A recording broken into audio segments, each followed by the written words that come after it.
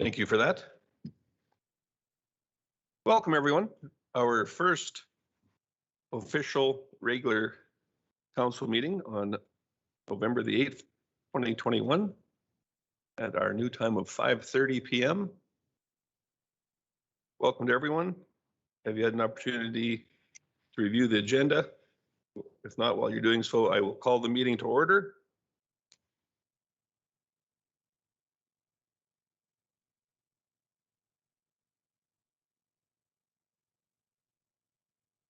Councillor Hoekstra. Thanks, Mayor Creasy. I move that we accept the agenda as presented. Thank you. Chief Gowdy.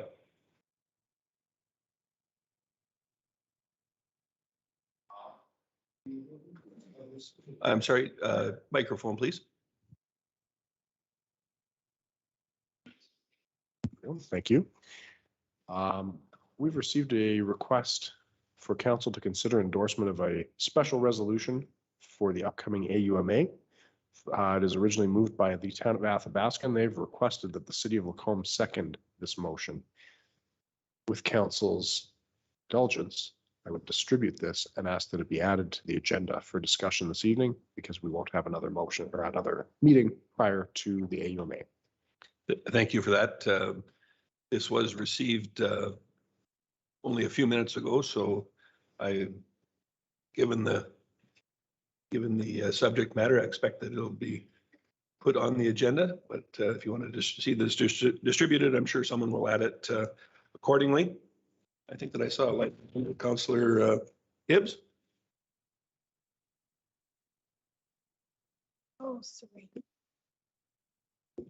Thank you, Mayor Creasy. I would also like to add an in-camera item if I could, and it would be a labor item. I think would be the best fit for it. So FOIP section 21. 9.5 then, labor.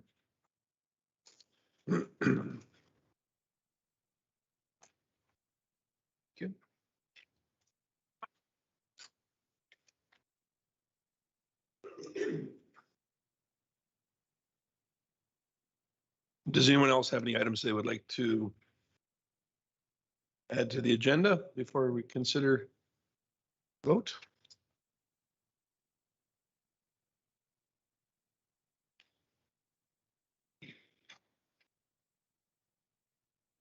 Item 5.4. Councillor Hoekstra. Thank you, Mayor Creasy. Do I have to change my motion? Because I said as presented. Yes, Friendly amendment. that would be appropriate. And so my motion will be to accept it as amended, the agenda.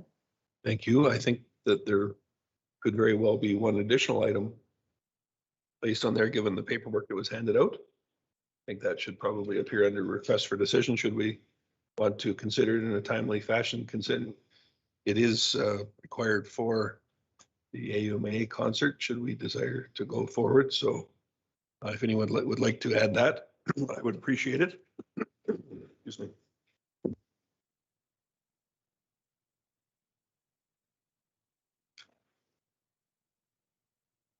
Councillor Connick. Thank you, Mayor Creasy. Yeah, absolutely. Under request for decisions 5.5, the AUMA resolution.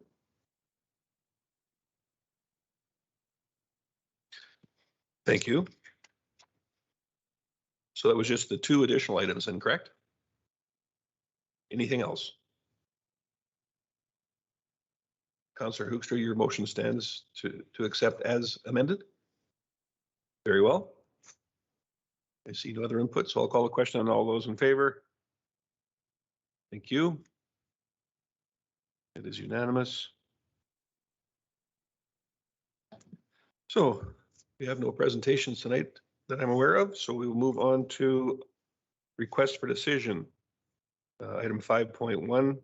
I believe that we've got Director Piche online to go over Bylaw 370.3, also known as the Council Procedural Bylaw, and the amendment thereof. Director Piche, the floor is yours. Thank you, Mayor Creasy, and good evening, Council.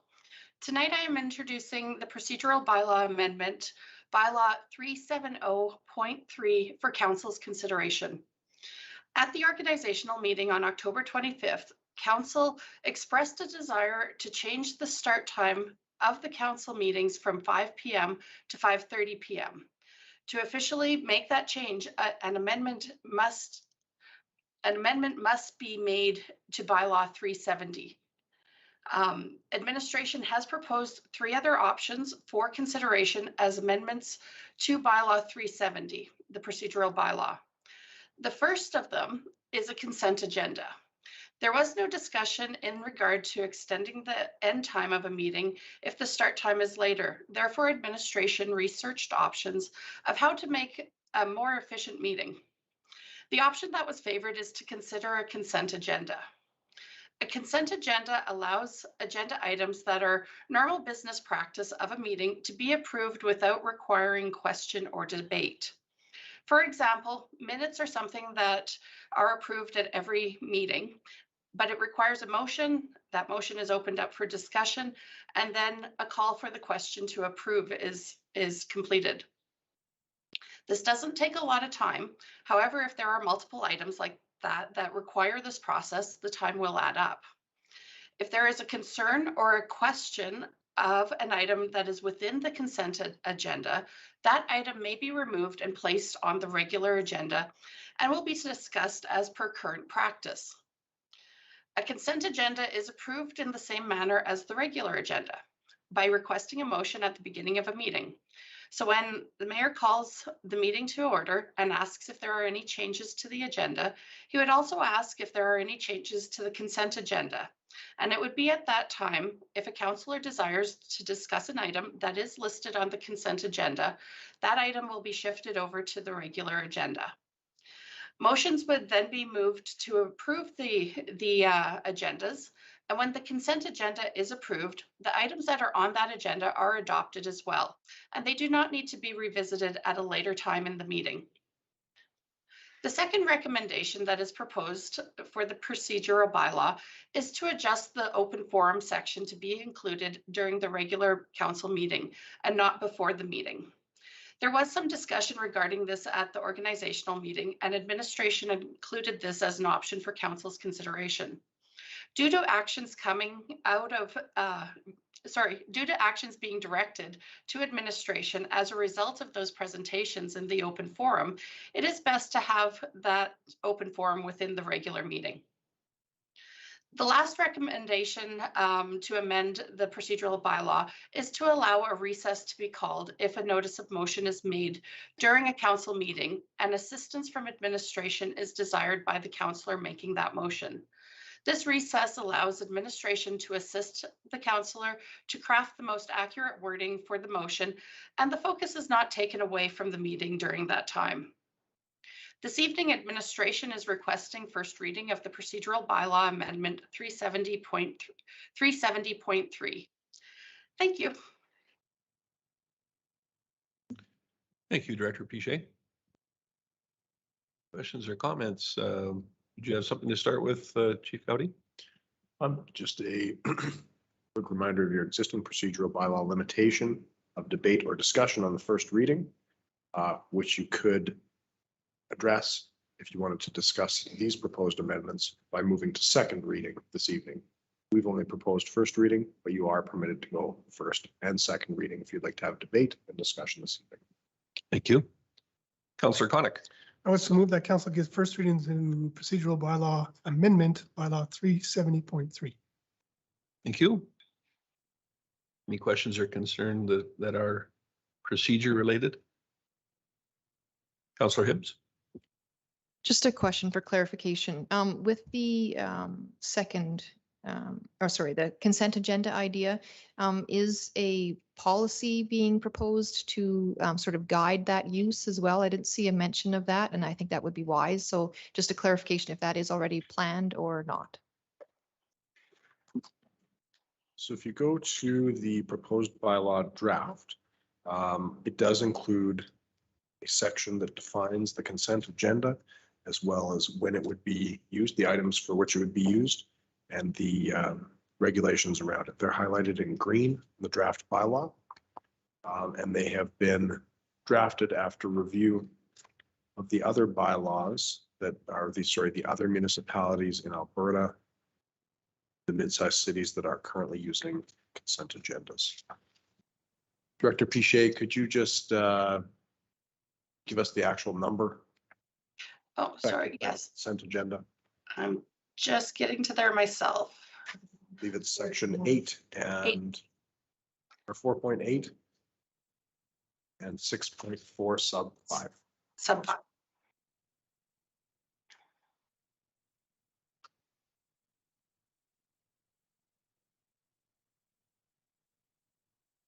So would the input that you receive in that affect your decision for first reading? Councillor Hibbs, okay. While we're waiting on good input for then I will ask for a question as to reading, or first reading rather. All those in favor? Opposed? I see none. Unanimous, thank you.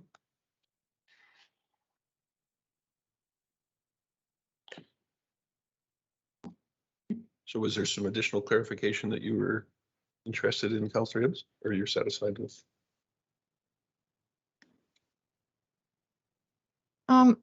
No, I like it. I guess it is outlined here to some degree. Yeah, no, I don't have any further questions. Thank you. Councillor Hoekstra? Thank you, Mayor Creasy. I move that council gives second reading to the procedural bylaw amendment bylaw 370.3. Thank you.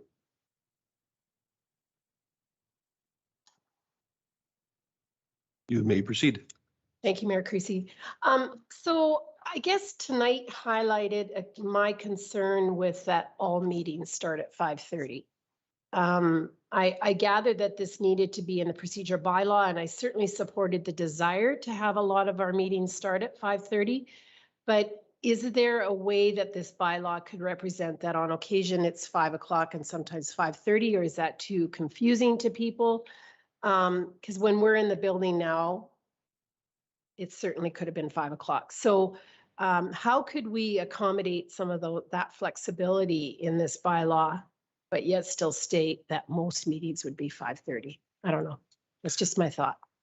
I don't think it's necessarily important that we outline it in this bylaw. However, the MGA does make allowances for us to change a meeting as we see fit, but there are timelines involved in doing so. So in order to keep it consistent for most people, especially members of the public that would choose to take in a meeting, I don't think that we want to see a constant adjustment, but certainly the method is in place to be able to adjust it on an ad hoc basis. Is that correct, Chief Gowdy? Certainly is. What we could do is modify the proposed bylaw for third reading that said most meetings will start at 5:30, but they are adopted annually at the organizational meeting. And as long as you're giving 2 weeks, as the mayor has highlighted, there are some timelines involved. But as long as there's 2 weeks notice, you can make those changes and we'll publish them on the website as required, and they'll be in your adopted minutes. So nothing would stop you from occasionally modifying to 5 or 6 or 4.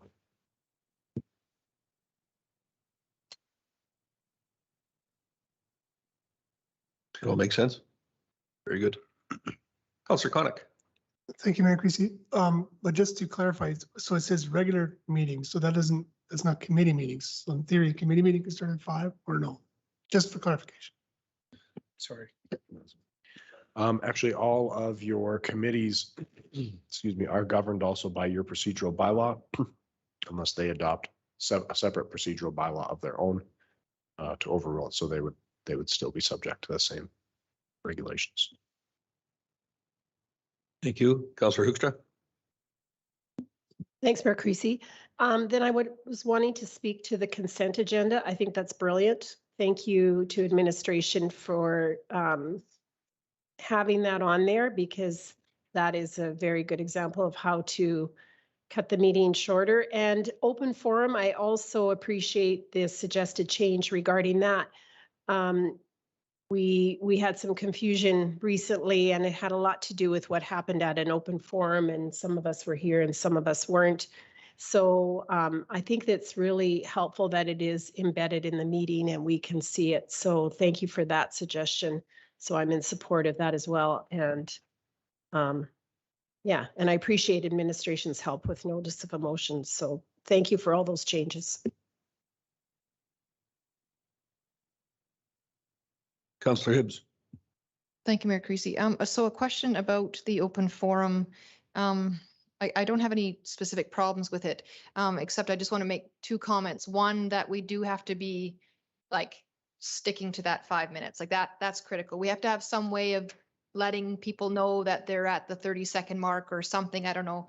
I also think that it would be beneficial that, and maybe this is already the practice, but if administration, for example, can somehow hand that person ahead of time, sort of what they can expect. So they get 5 minutes. So it's up to them how they use the 5 minutes. If they're ideally want any feedback or an opportunity for, counselors to ask questions, they need to factor that into their 5 minutes. They also need to understand that they're not necessarily going to get an answer, because that's not what we're promising. The promise is that they have an option to present to council on whole rather than individually, but just so that they're really clear on what they're getting themselves into, because I think sometimes people have this idea that they're going to come and like talk to us and then we're going to answer them back, and hey, that would be great, but that might not be the best use, like the best format for that. And so they just need to know what they're coming for, what they're going to achieve, what they're going to get out of it, so that they're going into it eyes wide open, and then they're not therefore disappointed at the end, because I think that sometimes people have an expectation that's not realistic of what that mechanism is meant to be used for. Thank you for that. Additionally, I think I had forwarded a request to administration to consider perhaps either a digital time clock as a reminder for the speaker, just so they can see the time actually counting down. Because quite often, I don't think it's people that are used to perhaps either speaking in public nor certainly on a timed basis. So I think that would be helpful, either that or perhaps one on screen or however you want to do it. But I think that would be a useful addition, because I certainly agree that although the job does fall under my outline here, it's still a difficult thing to do when you've made allowances for someone to come and speak, to keep them on that time frame. So anything we can do to help that, and that visual reminder, I think will go a long ways in helping people conform to the expectation of council that they stick to the 5 minutes. Everybody is okay with having that be on the same time start as council and having a part of council. We've already made an allowance for half an hour, and in theory, this could be, I think we have a maximum of 3, so theoretically, at least, I'm gonna call it 20 minutes, because I realize 3 times 5 minutes is 15, but you still got to have time for people to come in and out and move documents in, perhaps, that kind of thing. So we're getting painfully close to 3/4 of an hour later, and I just wanted to make sure everybody understands that and appreciates what we're proposing. Councillor Ross.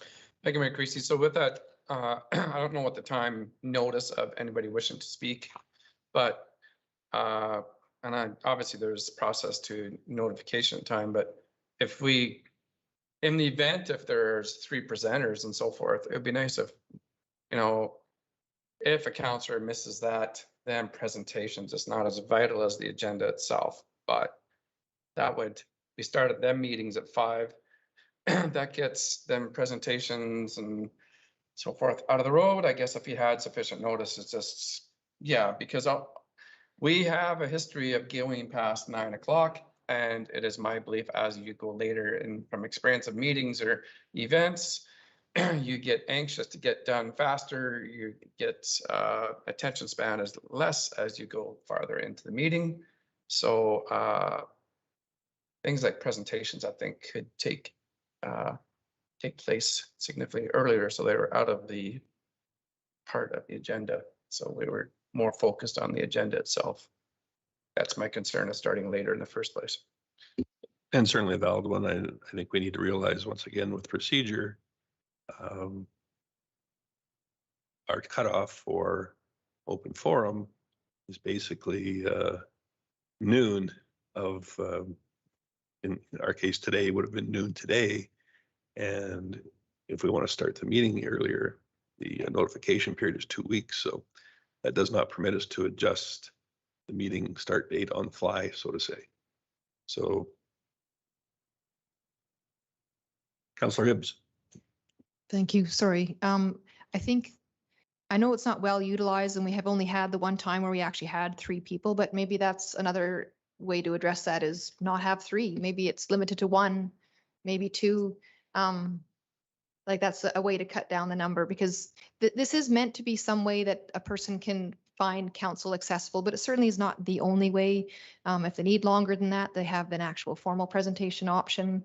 Like there's lots of ways to talk to us. To be honest with you, the public forum, like I say that it's a way to engage with council, but honestly, especially now that we're adding it to the meeting, is actually more of a way to engage with the public because it's being broadcast, right? So, but I don't know, I guess I would suggest that maybe we actually just limit it to 1 or maybe insert special circumstances 2 presentations for the public forum. So that puts you only out a maximum of 10 minutes plus.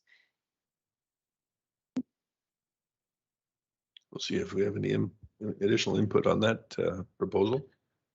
Councillor Gullickson. Thank you, Mayor Creasy. Yeah, I also feel the same way. I don't think we've only had 3 one time. Is that correct? Yeah. So I don't think it would be a big deal to go to 2.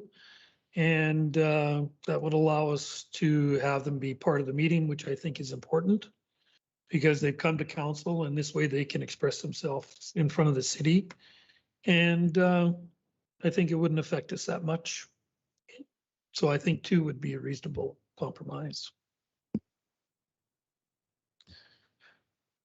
Very good. So it'll be a consideration, I expect, for third reading. Do we want an indication at this point in time? Does that seem like a reasonable adjustment for everyone?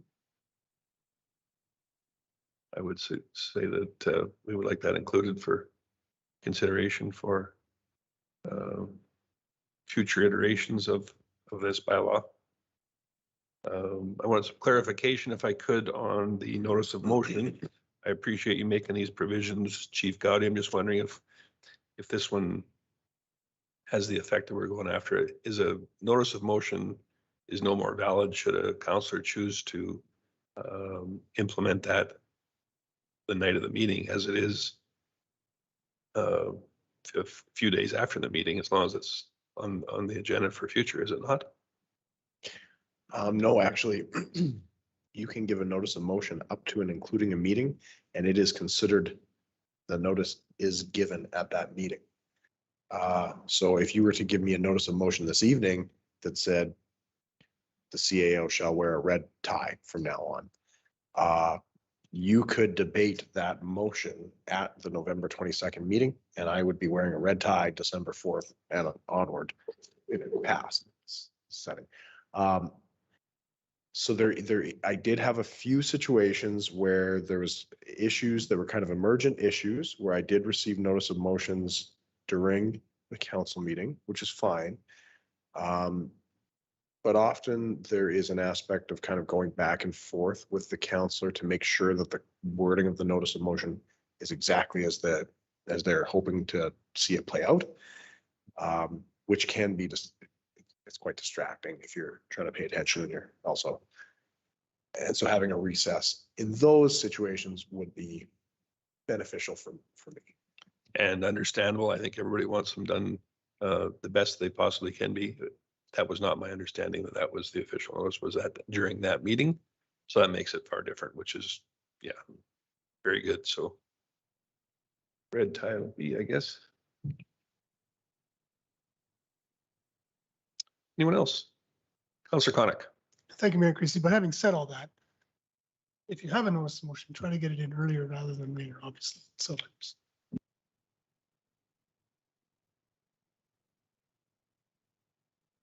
That concludes the input.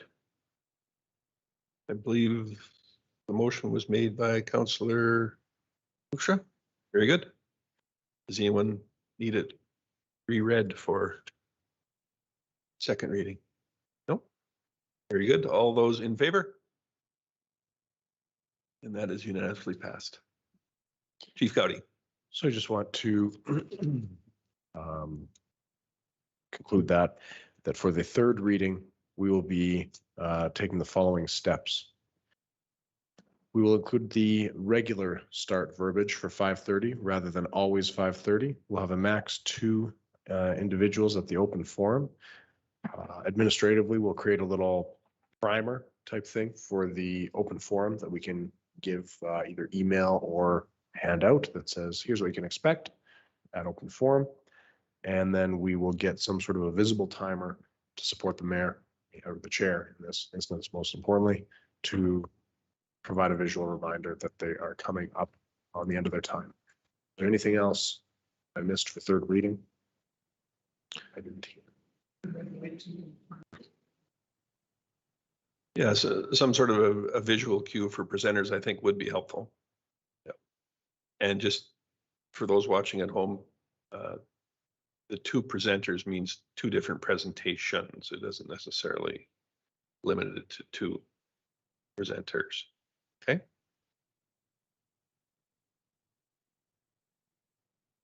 Everybody's in agreement with those adjustments? Very good.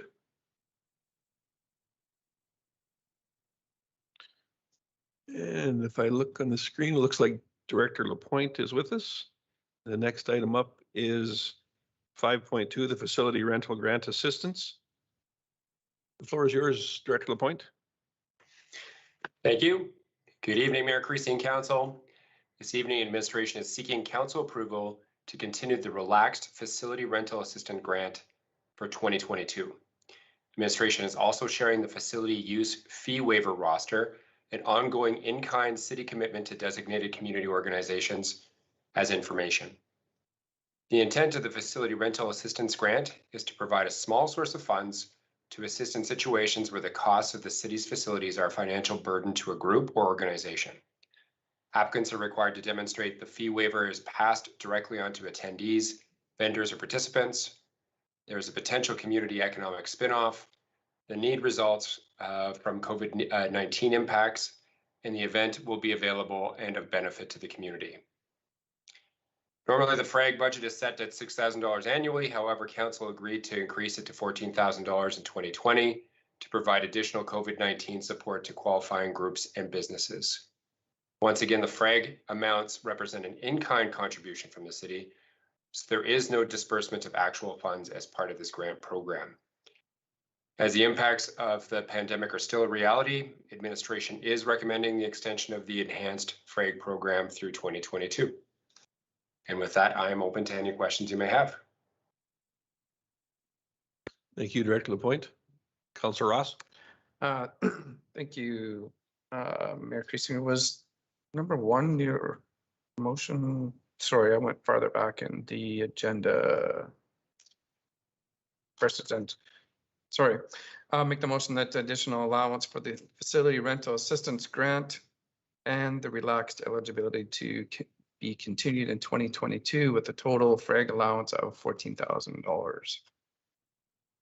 I take it that 2 separate motions, 1 and 2, correct? Yes. Any additional input on that motion? Councillor Connick. Thank you, Mayor Creasy. So I struggle a little bit with this. I like the initial value of 6,000, and I get why we increased it last year because of COVID.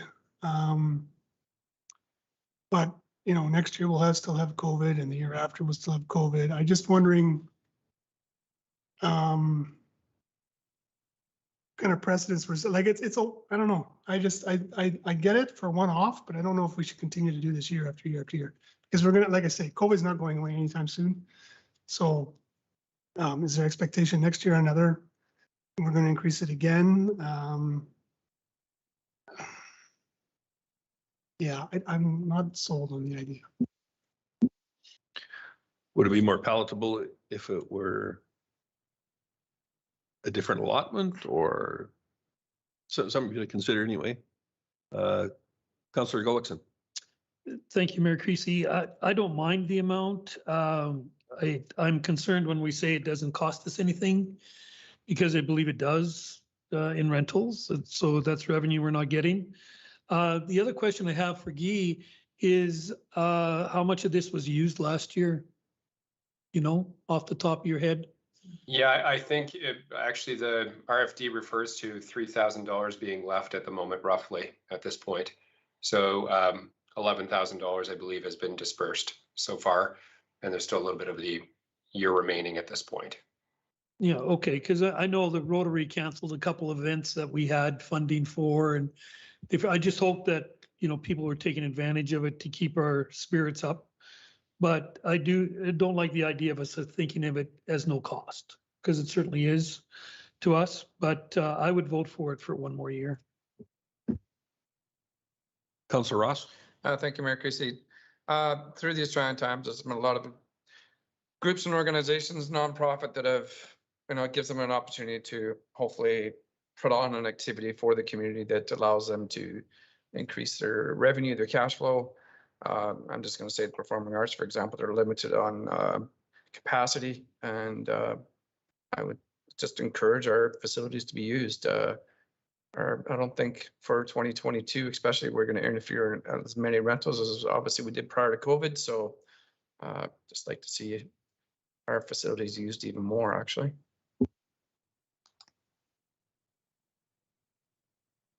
Thank you. And I think I happen to agree with you, Councillor Gullikson, that while there may not be a specific cash outlay, there's still certainly a cost involved in any time our facilities are used. I would have preferred if there was some sort of a bit of a clawback to get back to our former amounts. There has not been so. It looks at this report, though.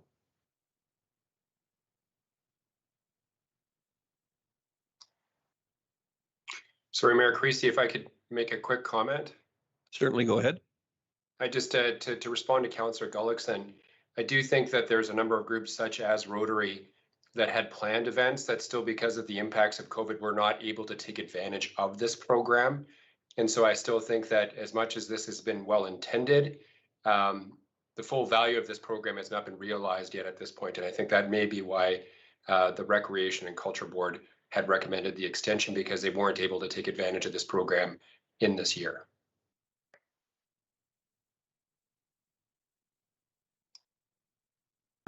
Councillor Connick? Go ahead. Go ahead. No, I know your mic has to, there you go, sorry. So again, that's all well and good, but my fear is that there's going to be an expectation going forward year after year that, you know, they got a break, and they can certainly make the claim next year or the year after, oh, we're still in COVID, I still need the break. I don't know. I think we're setting ourselves up. It's never going back, I guess is my point. We're never going to go back to 6,000. We're going to be stuck with it. And if that's fine, then that's fine. Councillor Ross? Thank you, Mayor Creasy. So I do agree there's always an in and out, there's always a cost, but even when we can have the opportunity to draw people to the city of Lacombe, if the facility is used, there's other dollars spent at local businesses. Perhaps maybe if we have a Rotary event, perhaps, you know, there might be some rooms rented at the Best Western, and then the next day they may spend a weekend. Like, there's other residual dollars being contributed to within the city when we attract more people to our city for events that may be put on by the Rotary or Performing Arts or whatever. There's people that come from out of town. So I think I look at this also as an investment. So, you know, it is a cost, absolutely, without a doubt, because it could be rented to somebody else. But I look at this as residual dollars coming into the community as economic benefit as well.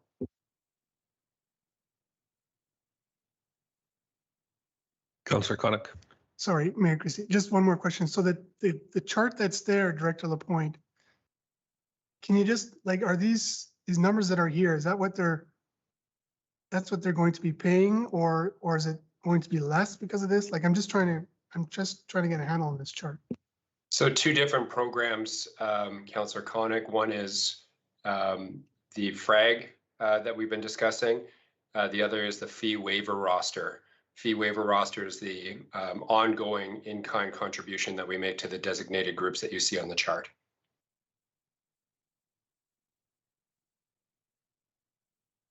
I do have a suggestion to council. If you're concerned about how the money is being spent, it might be advisable to consider direction to non-peak hours. That might be something that might make you feel a little better about how this is being used, so that to Councillor Connick's point, and I think Councillor Ross spoke to it, we weren't taking away from more desirable periods, and perhaps these groups would be using periods that are typically maybe a little less busy. Now, it would convolute the motion a little bit, but that might set your minds at ease a little bit. Thank you, Director Lapointe. I think that's a wonderful suggestion for those groups who are willing or needing a bit of a break for whatever the reason may be. Could maybe make use of some times that we're not during peak hours, when chances are better that other organizations that are in a position to be able to pay the full rent and still have them available. So that's certainly something that makes it more palatable for myself.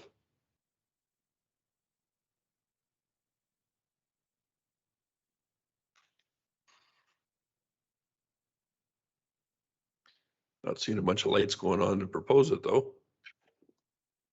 Councillor Hibbs. Thank you, Mayor Creasy. I would move an amendment then to add that the relaxed eligibility include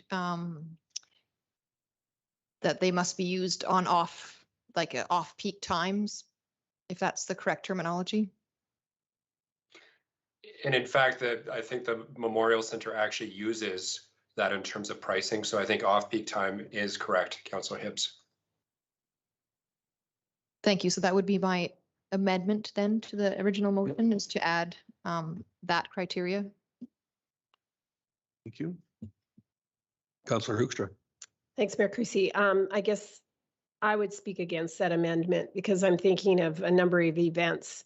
We're now going to be telling them what day it has to be on, then it can't be on a weekend. I struggle with that. That it would just really change the whole purpose of this program in my mind. Yeah, so I would not support the amendment. So to be clear, I do not think that peak hours or off-peak hours still exist on weekends on every day of the week, do they not? It doesn't specifically limit days, or is... If we're using the Memorial Center's lingo, we would be talking about probably Monday through Thursday and avoiding the weekends. I think Sunday through Thursday is actually what it is. Okay, thank you. Anyone else on the amendment? Councillor Ross. Thank you, Mayor Creasy. Although I appreciate the intentions, and I think you create more challenges for administration to differentiate it to the when it was in the past open. I don't know if I would take it more. The events are obviously more successful for selling tickets from the past of volunteering for Friday or Saturday night event than it is to be successful as a fundraiser than during the week. So I just think you present more. Although I respect the intentions and it makes sense, but I think you just create more of a challenge for administration by you simply just leave it wide open.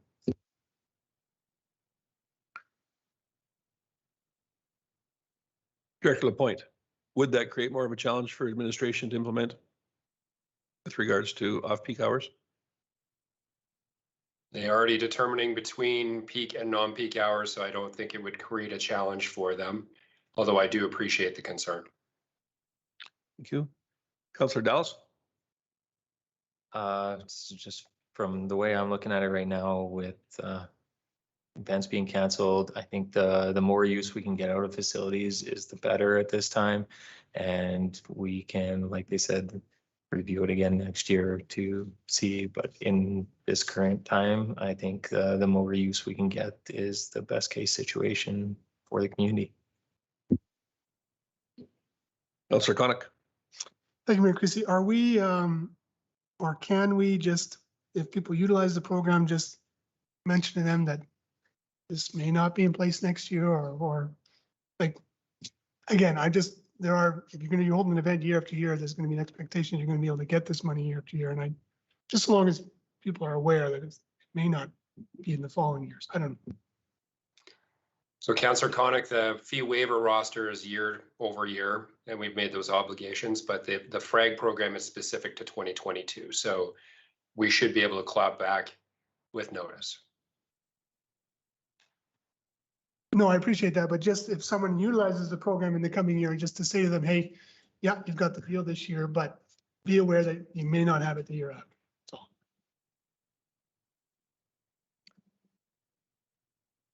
I don't see any additional mics on, so I'm going to call the question with respect to the amendment only. All those in favor? Sorry, Mayor Creasy. Hello?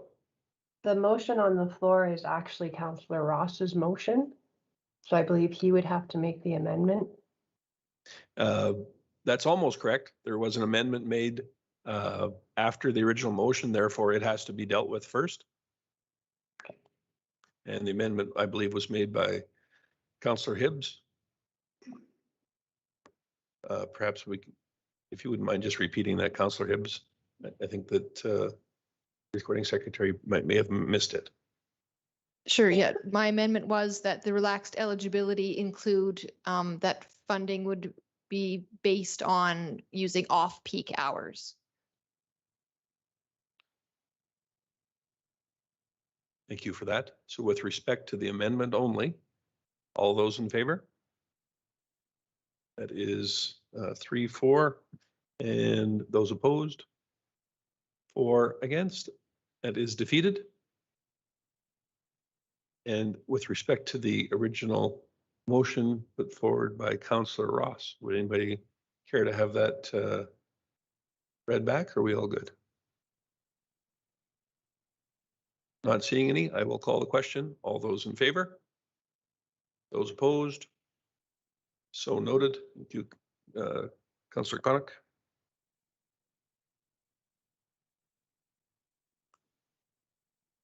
Appreciate you presenting, Director Lapointe. Next up, I'm sorry, we have one concern here. Councillor Hoekstra. Thanks, Mayor Creasy. There's another motion that council accepts the 2022 facility use fee waiver roster as information. Very good. Any additional input on that? All those in favor? Carried. Thank you. Director Thompson, item 5.3, the Ring Road functional alignment. The floor Thank you, is yours. Mayor. Thank you, Mayor Creasy, and good evening, Council. Tonight, we are seeking your endorsement of an Alberta Community Partnership Grant application in partnership with Lacombe County. The grant, if successful, provides all project costs up to $200,000, so there's no requirement for a financial contribution from the city. The South Ring Road connection is a ring road concept identified in the city's Transportation Master Plan and the City-County Intermunicipal Development Plan. The conceptual route is also included in the Council report. Administration wishes to advance this ring road concept to a functional planning stage, which includes engaging important stakeholders like representatives from the provincial and federal research stations and Lacombe County, identifying the land requirements for the route, and estimating land and roadway development costs and possible funding sources or mechanisms. The actual construction of the ring road is far in the future and is not reflected in the city's 10-year capital plan. However, securing the land and funding will take a long time, and the completion of the functional plan is an important first step.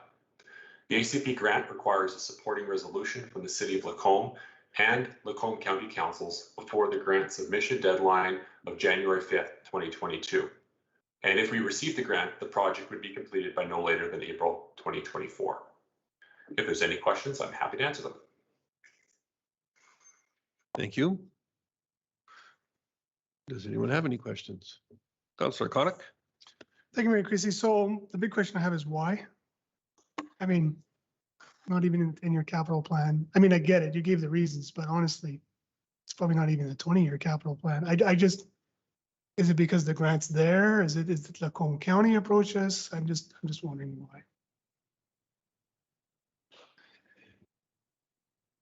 So the city has been working with Lacombe County for some time to look at the provisions that were updated in the Municipal Government Act in 2019 that allow the imposition of intermunicipal offsite levies.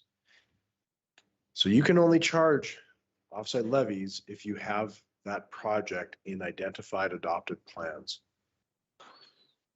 As we move into a process where we are going to be redoing our offsite levies, we would like to be able to go to Lacombe County with these costs and say, here's where we think the benefiting areas are. The quarter section just outside the ring road actually benefits to the exact same degree, arguably, as the quarter section inside the ring road. As it stands right now, the only funding source that's available for that road is the city of Lacombe. But if you're able to work through a joint process with Lacombe County and adopt a plan that both municipalities agree to, you'd be on a much stronger footing to then move to them to negotiate to say, well, we'd like to apply these offsite levies to areas within your property, your boundary to fund this road. Without that, you will not have footing to do that.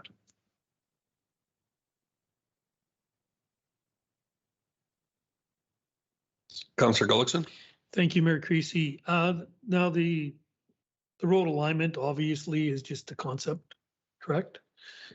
And I think it's a good first step. I mean, I've heard a lot of concerns about trucking directly through the center of our community. I mean, there is a ring road basically now, if the truckers use it, and I do believe in a number of them do, to go around the city to avoid that. And I think it's going to become more of a concern in the next number of years as these trucks, large trucks, go through the center and it gets busier. I think it's going to be a real concern for us, and I like the first step. Councillor Ross? Thank you, Mayor Creasy. I somewhat see this, but I still see we have existing roads that could be paved. For example, the 76th Street is the SO West of Town, West Area Development, I think, is it not? You could go south of there straight to 2A if, you know, there with existing roads, you could cut across the research station. I just think there's existing roads that could be upgraded and paved without going through and taking up other farmland. And I think we could do a better job of promoting our current truck route on 34th Street North. I don't think truckers utilize that enough. But I guess it's not costing us anything. It's information to come back, but I'm just kind of like, there's existing roads, in my opinion, that could be upgraded and paved that would serve the same purpose. Councillor Hoekstra? Thank you, Mayor Creasy. Yes, thanks to Councillor Connick. My question was why? And then the answer is offsite levies. So what is the advantage to the county then? There is a clear advantage to us as a city because the costs would all fall under us. But what is the advantage to the county? That would be my first question. And then I just have a comment to Councillor Ross.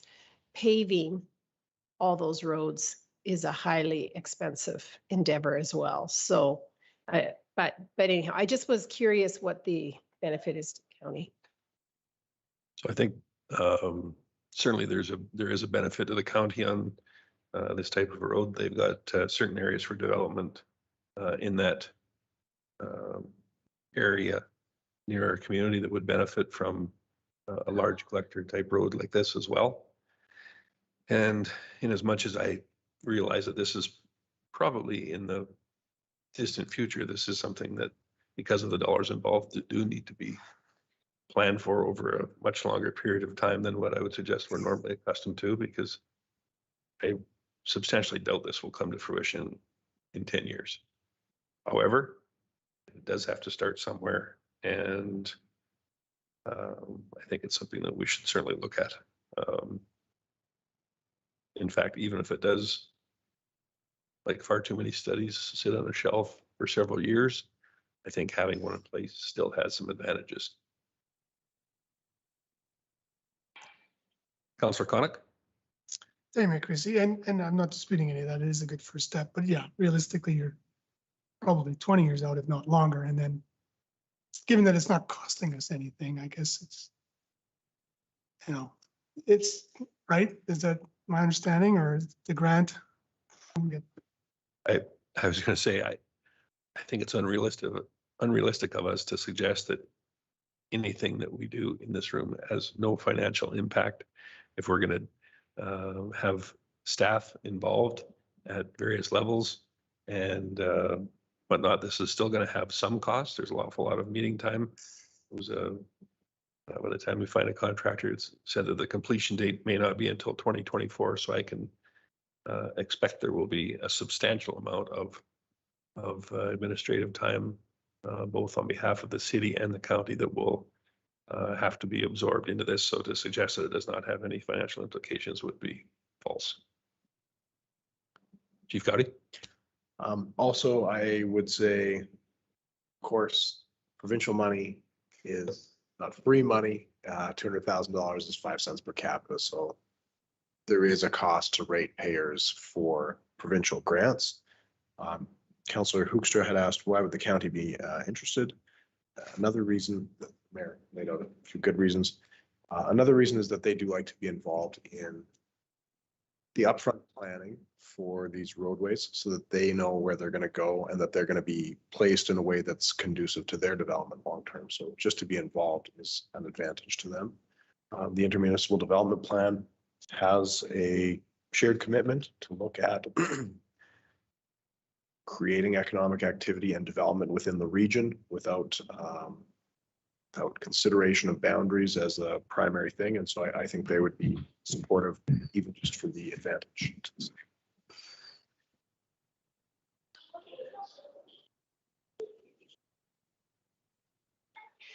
Do we have a motion before us? Not yet.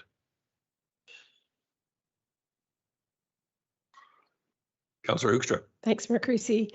I move that council supports the city applying for an Alberta Community Partnership Grant for the South Ring Road Connector Function Plan with the Lacombe County. Thank you. That was not really a prompting for one. I just wanted to make sure we didn't have one on the books, but thank you. I appreciate that. Councillor Connick. Thank you, Mayor Christie. So this alignment that's presented in here, is that currently in our transportation master plan? That same alignment?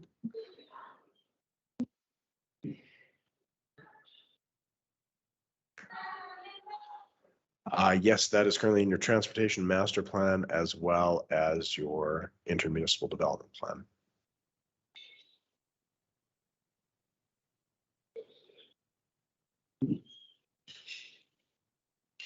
Are there any additional questions or comments?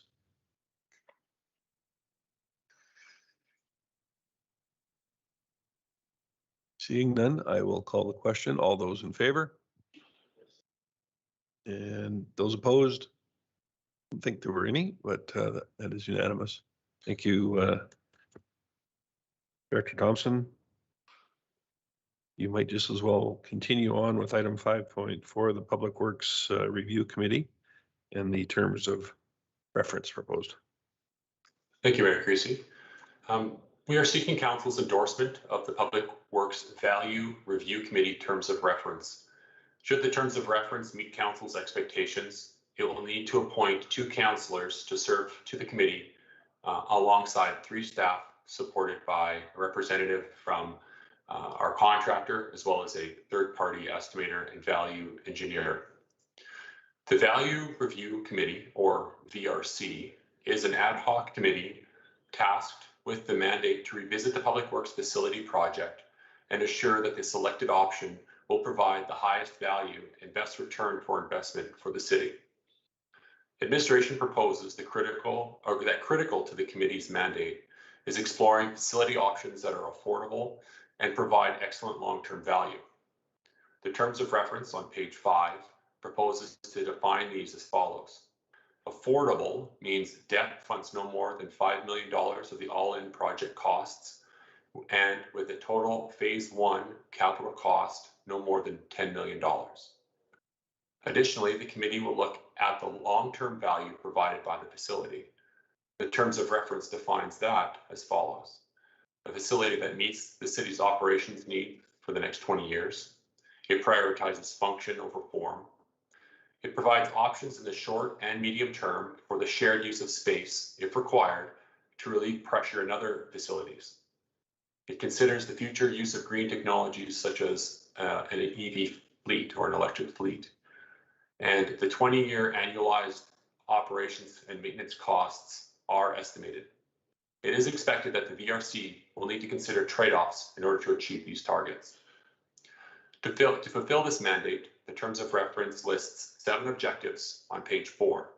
These objectives are expanded on page 6 to include a description, anticipated outcomes, and a decision reporting section for tracking purposes.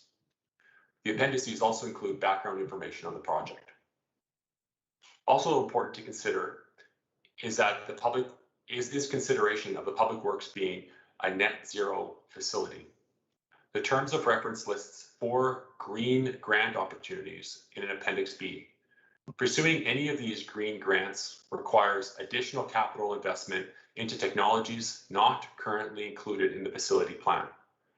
The VRC will evaluate the return on investment of adding solar and electric vehicle readiness elements into the facility.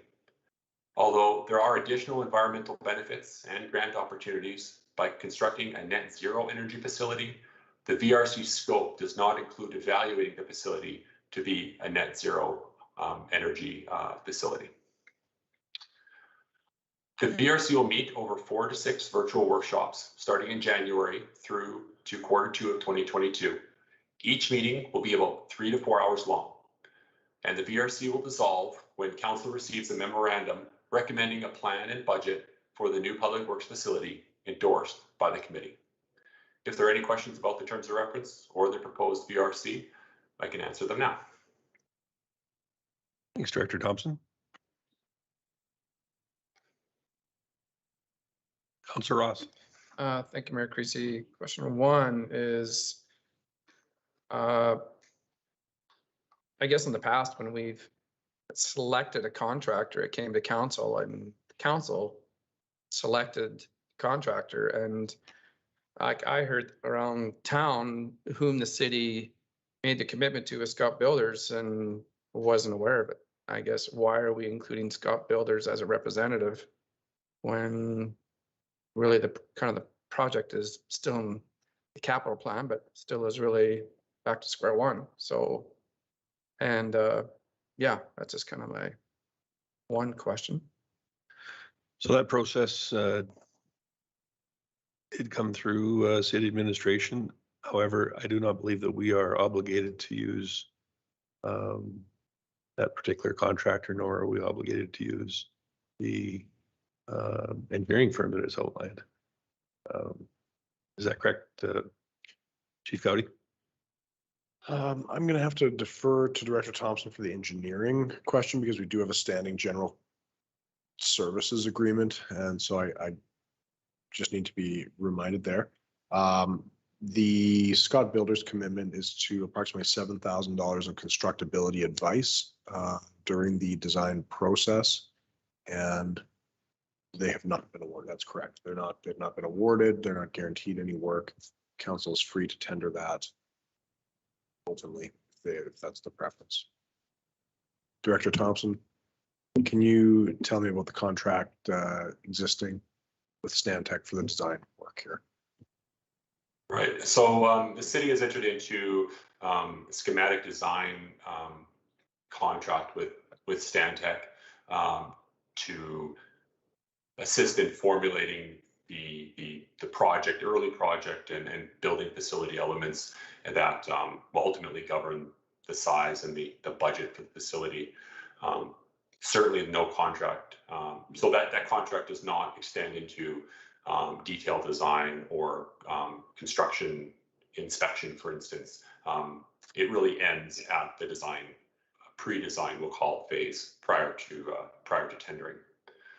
And with respect to the Scott Builders, the nature of that type of contract, it's called a construction management contract, where a CO Gowdy is correct, where we engage a contractor early in the design phase to work with our engineers and to work with administration on on the design of the project and to provide constructability advice prior to construction. There is an option in that contract to convert it to a construction contract, but the city has not exercised that option and wouldn't exercise that option until council receives a report from the BRC. Thank you. Chief Gowdy. I just want to expand on the Stantec's involvement in the project, which started in 2012 with the original facility development and needs report, continued with their work on the city's development of Len Thompson Phase 2, where the site was identified and constructed for the ultimate public works site, and then has moved into this pre-design phase, as Director Thompson has highlighted. But their involvement actually starts many years ago for this project.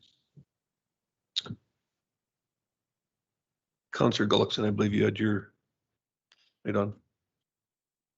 Thank you, Mayor Creasy. I just have a couple of questions on the committee and the meetings. Will these meetings all be predetermined and know which dates they are? To Councillor Gullickson, yes, the meetings will be pre-scheduled and set well in advance. Okay, and these would be daytime meetings also? Is that correct? Correct. I think it says that in here. Okay, thank you. If I do get selected for that committee, I would have to work around that, but that'd be perfect for me. If I know when they are, I will adjust my schedule. Councillor Hoekstra.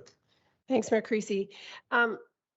First of all, thank you, Director Thompson, for all the background information in this memo. This memo was deceiving when you clicked on all the links and, and found out all the other documents, but I really appreciated it because I wasn't aware of all the procurement processes that could be used by the city. And so, so my first question was to publicly say what is our obligation to involve Stantec.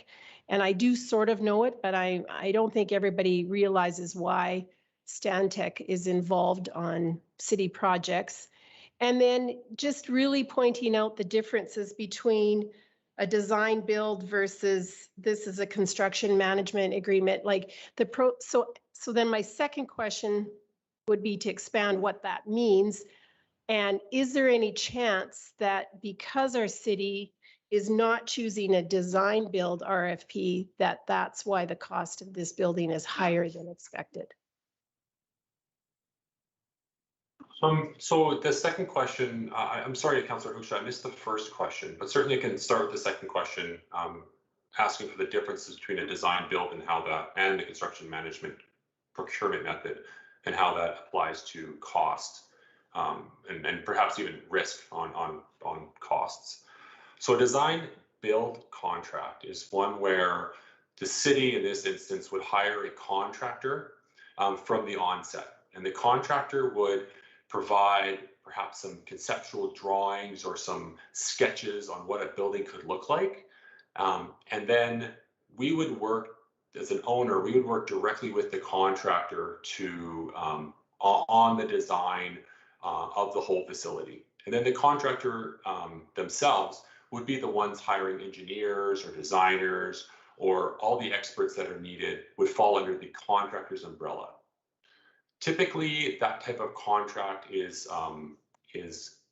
becomes what's called a lump sum contract, where once you've got the design figured out, you lock in a price, and then that's the price, no matter what happens. To keep it simple, that's the price. The risk is on the contractor to uphold to that price and to the schedule. The upside for an owner is we have price certainty. The downside is that price certainty will include cost risk, meaning it's typically higher. The cost to get that price certainty, we typically have to pay a higher cost. It's also in the contractor's, I'll say, interest to uphold only to the strict scope identified at the onset, meaning If there's any changes that the owner wants to make or the city wants to tweak something, those are over and above that fixed cost, and those are all kind of cost adders to the project. And so we would really have to have a really, really well-defined scope at the front end to minimize the risk of those adders from the owner during the project. Now, a construction management contract is slightly different in that the city, instead of leaving the designer up to the contractor to source, the city finds its own designer, secures its own designer, its architect, and it also secures a contractor who can work upfront separately. So they both are contractually obligated to the city of Lacombe, but separate, but not to each other. And so that forms a team that can work together on the design and get the benefits of having the owner having control over the designer and the owner having control over the contractor, but still getting advice at the early stage. And then at a point where the design has reached a certain threshold, it can be converted to a construction contract at that time. And so in terms of whether a construction management is more expensive or less expensive than a design build, it's the construction management process is more, I'd say, more transparent. We get to see all of the costs behind the scenes. We get to see all the utility, all of the subcontractor pricing. We get to see the unit rates. We get to see where all the risk is built in. We get to see how much contingency they're carrying. This is just a lot more transparency there, but we also share some of the risk in that if a sub-trade cost goes up and that just happens to be the lowest of 3 or 4 bids on a particular component, then the city would either have to accept that price or revise its scope to lower its cost. And so it's a matter of sharing some of the risk when we're under a construction management model.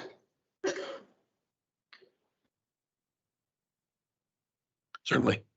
So my first question, though, was could you elaborate what the city's commitment is to Stantec? Why is Stantec involved where there was, just why are they involved? So the CEO Gowdy had highlighted some of Stantec's long-term work on the project from the design of the Len Thompson Phase 2 through to today. They became involved because they fall under the city's general engineering agreement. That general engineering agreement is let's say an umbrella agreement that was tendered or procured, I think 4 years ago now, 3 or 4 years ago, which gives Stantec the option to bid on this work initially.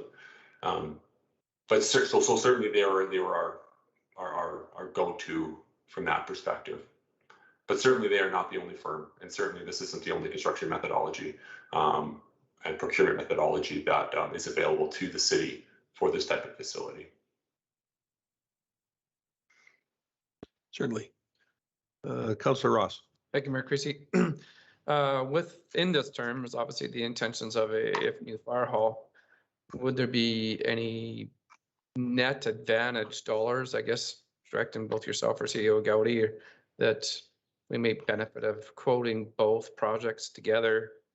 Would there be an increased incentive to get better pricing, having both to benefit the total net cost of the 2 projects?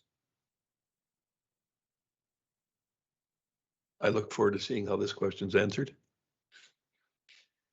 Director Thompson. Certainly, go ahead, CEO Gowdy. There was a deflection, Chief Gowdy, you're on. So certainly there's always desire to look for efficiencies, and efficiency and scale is definitely one of the more common ways at it.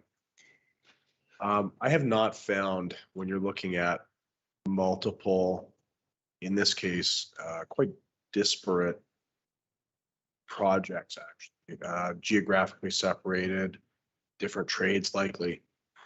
I haven't seen it play out where you get lower rates. So my best example would be we tendered 2 lift stations for regional sewer, one in the town of Blackfalds, one in the city of, actually very similar.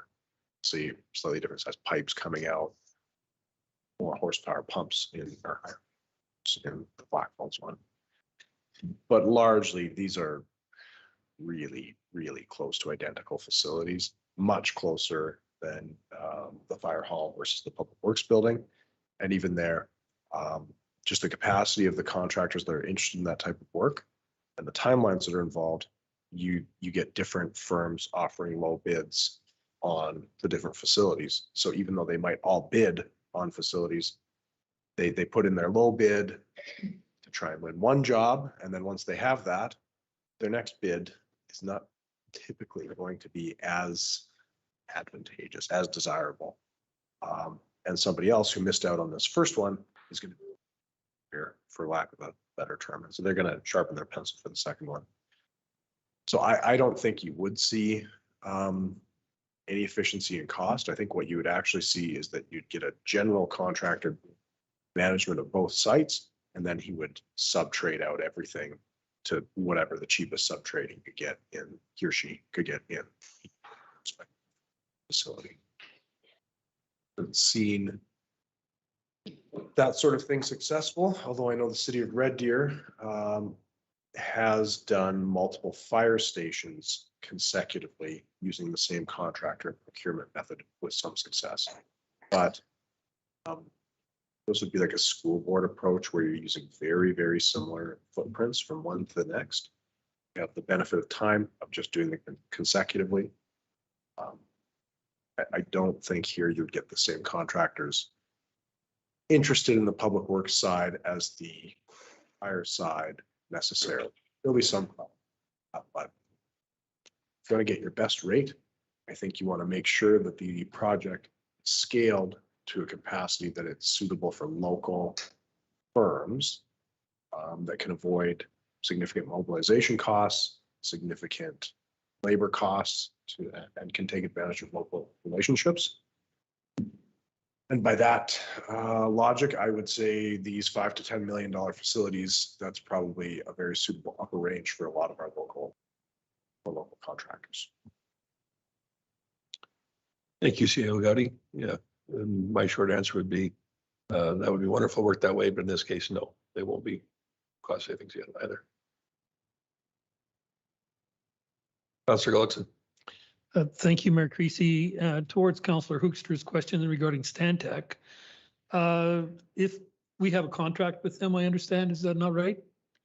So if that contract isn't renewed during this project, would that affect the operation of this? So just for clarity, we do have a contract with Stantec, but it does not cover special projects like this. This is for a general engineering agreement. And so, okay, so I don't want to be thinking that one is hinging on the other. We have full freedom to use whatever engineering company that we choose to on this project and others. Mm-hmm. Okay, so I don't. I understand. Okay. I just want to make sure that if their contract wasn't renewed, that it wouldn't affect this committee. Correct. Okay. Councillor Connick. Thank you, Mayor Creasy. I'm just looking over the objectives of the VRC. I just want to make sure, I guess it talks about it in a few instances in objectives 1 and in 5. I want to make sure that they're looking at all material costs. I mean, 5 talks about recommend strategies mitigate the impact of COVID-19 pandemic on building material costs, particularly steel. But as long as we're looking, and I guess it talks about next to it that they're specifying alternative materials. I just want to make sure we're exploring concrete, steel, everything. I don't want to, given that Scott does steel and not concrete, I don't want there to be a focus one way or the other. I mean, as long as we're exploring every available option to us, I think that's, like I said, we talk about it a little bit here, but Yes, we will be looking at all available material choices. Now, in this particular instance, I believe that Scott Builders' original posed cost did carry, that was a column. Is that not correct? Correct, CEO Gowdy. It was a precast concrete building due to the costs of steel being high. So they had looked at a precast concrete building as being comparable and more durable than a steel building. So that was factored into their cost estimates to date. So we certainly had a lot of great comments here today, and I think it's suffice to say with a project of this magnitude, there's certainly a lot that goes into it. We're faced with a situation where we, as council, have committed to building a facility here, which currently costs far more than what was anticipated. And in all fairness to our administration, I think originally council's commitment was for an expenditure for that facility, and I'm going to say facility meant building, for $5 million. There's a lot more costs are involved there, but regardless of who ends up on this committee, I think it's safe to say that it's going to be an onerous task to come up with some hard decisions on how we're able to move forward on this project and still be able to pay for it, because we do have some other pending projects that have to be considered as well.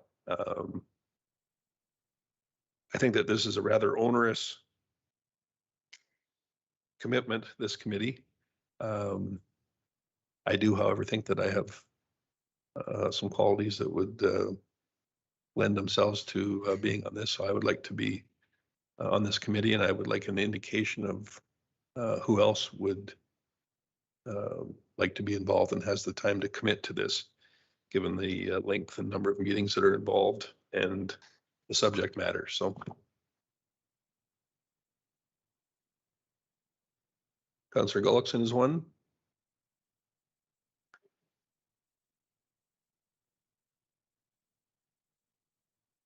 And perhaps Councillor Connick. Is that correct? Or no? And Councillor Dallas. Thank you. So yeah, I would be interested in this. It is a time commitment that is dependent on the meeting, so that would be of consideration. Thank you. No question about it, for sure. So with these ad hoc committees, I do believe that the final choice does rest with myself, so I'm going to give it a little thought and we'll inform our administration and discuss it accordingly. And after I've discussed with the individuals that are involved as well, because I'm still confident that we have a path forward. However, there's going to have to be some adjustments made on this project to make it feasible. I don't think that's a surprise to anyone. But I think that I hope that I'm speaking on behalf of everyone here that we do want to see it happen, but it has to be affordable. And there's going to have to be some adjustments, and that I think that's the biggest thing that we have to decide upon as this committee meets and moves forward. Additionally, I would let administration know that there may be some adjustments for meeting times and whatnot, but given that they don't start for a couple of months, 6 weeks, or whatever the case may be, that will certainly give ample time, given the number of people that are involved in doing this. Thankfully, I understand the majority of them will be electronic meetings. I don't know that that's practical for all of them, perhaps for some, but we'll certainly give you lots of notice and advise of any meeting changes moving forward. That's fair enough with everyone? I think that we should have perhaps a motion on the books that at least identifies this and that we want to strike a committee. I'll be perfectly honest, I didn't even read the recommended ones on this.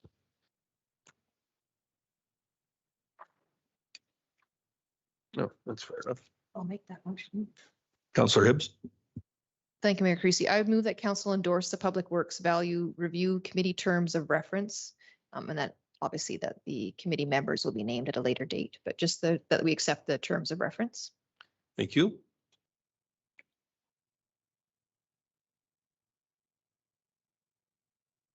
Chief Gowdy. I just want to be very explicit, given that the motion says, or the proposed motion says will be named at a later date. Council is authorizing the mayor to make those appointments at his discretion, sort of administratively, without another resolution or anything. That was certainly the understanding that I had, but thank you for that clarification. Is council okay with that? Very good. Any additional input? All those in favor? And that is unanimous. Thank you, Director Thompson. We appreciate it. Thank you.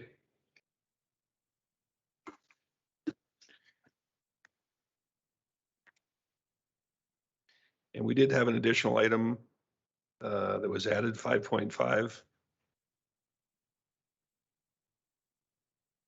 And my notes are somewhat difficult to read. All I can see is AUMA on my notes. Wonderful. That's what it was, the AMA resolution. Perfect. Chief Gowdy, you've been involved with this from the inception. Would you care to take us through this item and let everyone know where we're at with it? Sure. So following the town of Athabasca's opinion piece in the Edmonton Journal, Mayor Creasy and I met with representatives of the town of Athabasca to talk about taking a joint approach to advocating for an issue that actually has a lot of similarity between our two municipalities. One of the avenues that we discussed and has been moved forward is the use of the special resolution, in this case, specifically an emergent special resolution at the AUMA, wherein the town of Athabasca has moved special resolution, basically calling on the province to protect jobs in the local municipalities, and to sort of really respect those original commitments that were made to the local municipalities when these often public agencies were situated in the smaller areas. They have been quite successful, from my reading here, in actually identifying a number of other instances in which the allowed exportation of public jobs has occurred out of smaller municipalities into either remote work settings or metropolitan regions. And so I recommend that you adopt this resolution as a seconder, and it will thus be sent to the AUMA on behalf of the town of Athabasca and the city of Lacombe to appear on the floor at the AUMA convention. The town of Athabasca would initially speak to the resolution. As per my memory, I believe that the seconder also speaks to the resolution, and so in this case, it would be the mayor, of course, as your spokesperson, and it would likely draw some attention to the issue. So we recommend sort of a it can't hurt type of approach. Thanks, Chief Gowdy. Just so everyone is clear, especially those watching at home, this document was received earlier this evening, and none of us have really had a time to read it over in its entirety. As far as endorsing it, I do so wholeheartedly. However, I would like to reserve the right to alter the wording as it refers to AFSC and whatnot here. And once again, I've not even read it, but that was something that I discussed with Mayor Belay as well from Vermilion, or from Athabasca rather, sorry. And he certainly had no problem with that as well. I think that our situation does have some similarities. However, the relationship that we have with our largest employer here in the city is a very good one. And I was very encouraged with the recent meeting that I had late last week with Daryl Kay, the CAO there, who assured me that this was a subject that they take very seriously. They want very much for Macomb to remain the head office of the organization and take seriously the formative legislation that their organization was created under. And he took an additional step and assured me that first of all, informed me there were 6 individuals that were employed by AFSC under the policy or bylaw. I'm not sure what they operate under policy. I believe it was a Workway policy. Currently, some of which I gathered were in fact even out of the country. Regardless, it's 6. I did express the fact that I felt that that was perhaps 6 too many. However, I do respect that there's some sort of services and employment contracts that they were unable to fulfill with individuals who resided either in Macomb or within the province even. But he did assure me that anyone who would fall under this policy was had his sole direction. So this was not an organization-wide offer made to all employees to be worked. The office in Macomb, currently it's around about 50% of the overall individuals that are employed by the corporation that work directly out of the Macomb office. And he suggested that this is not likely to change in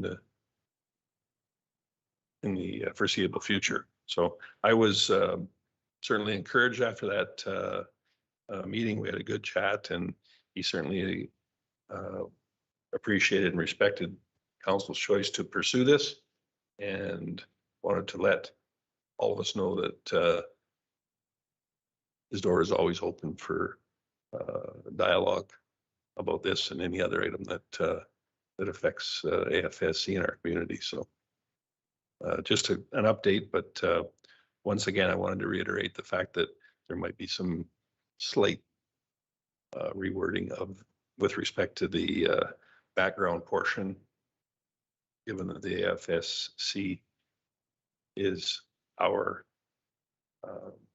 contribution.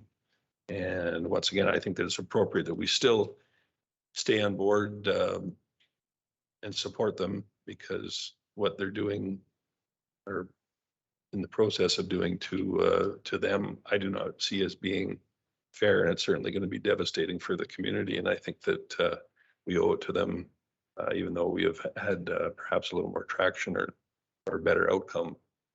We should still stand behind their council and mayor and support and second this on the floor at AUMA.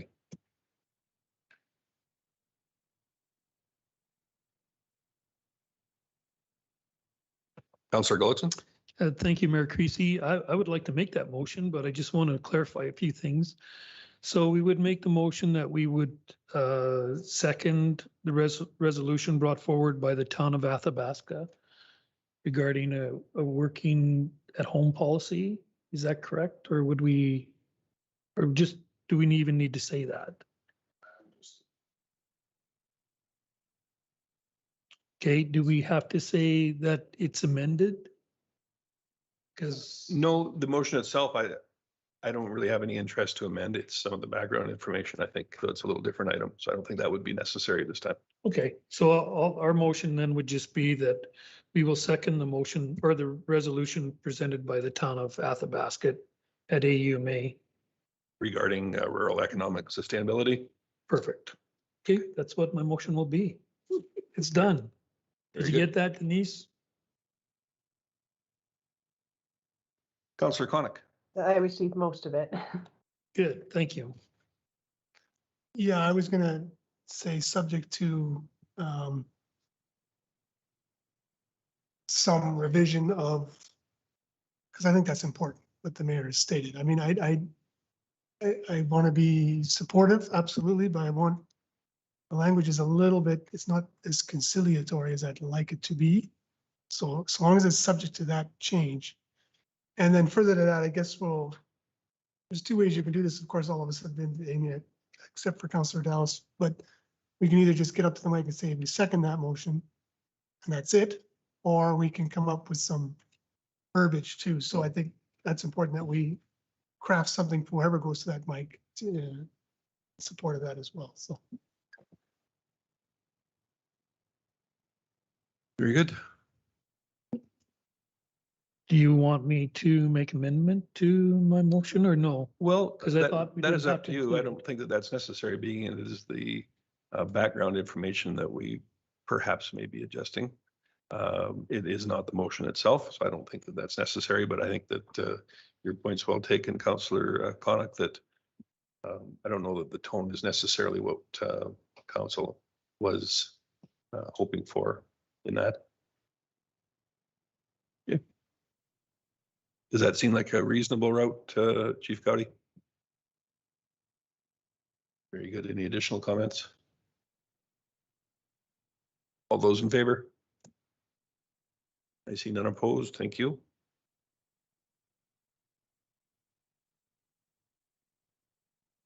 That concludes our RFD portion. We'll move into information, section 6. First one being the CAO report. So you see, it looks a little different. I'm trying to go for a more standardized approach, which greatly helps me. The old format that was very loose. I always left it to the end and it was very haphazard. So what I've tried to do is capture things that can be reported on an ongoing basis. There is some placeholders. So the key performance indicators, as you recall, we have moved to the next stage of that project. And so we'll be adopting specific key performance indicators for various divisions and departments. We're going to do that after the strategic plan is adopted to try and align as best we can. So those will be reported on a regular basis. One of the things that I liked out of that orientation from Mr. Legore and Ms. Thomas was the idea of having a regular report of issues related to existing bylaws or policies that we're seeing in the community. So we've included one here. I have a request, the RFI responses that have been publicly posted since our last meeting are included. And then we will be talking to you with our next data integrity project update about need for sort of these administrative policies that are of a significance. They're in the administrative realm. They're significant enough that I think council would benefit from some sort of notification when there's a change, significant administrative policy. So this would be things like certain human resources policies, operations policies governing the hours of operation. For example, see, and so we would make sure that those are being reported to council in the system. We also have a section for the planning and development permits. So building permits, we will be reporting anything greater than $1 million for subjectively called of significant community interest. So this would be things like a storefront, retail outlet, that sort of a thing that we would report even if it was under $1 million. Home starts and then total permit values to date.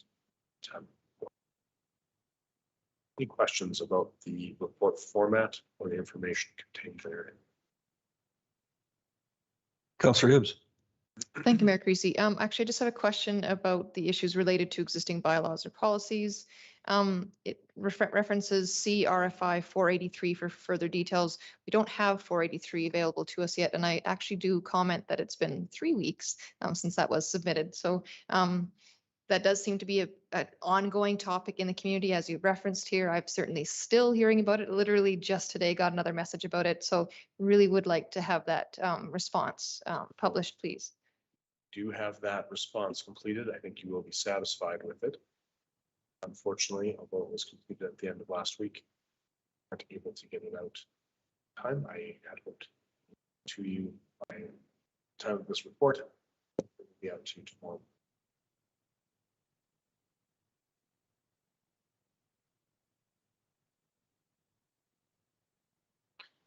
No one's commented on the format. Well, I think it's nice and clean and easy read. I quite like it. And it cuts down on the overall volume, but portrays the information that is of most interest, in my opinion anyway. So I think it looks great.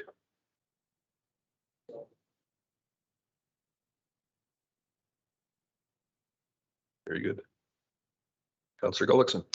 Thank you, Mayor Creasy. I also like the format, and you did mention the arena, and is everything okay over there? I've heard some negative things about what's happening at our arena and pool right now. I think it is as good as it can be. Continue negative thing. I am not.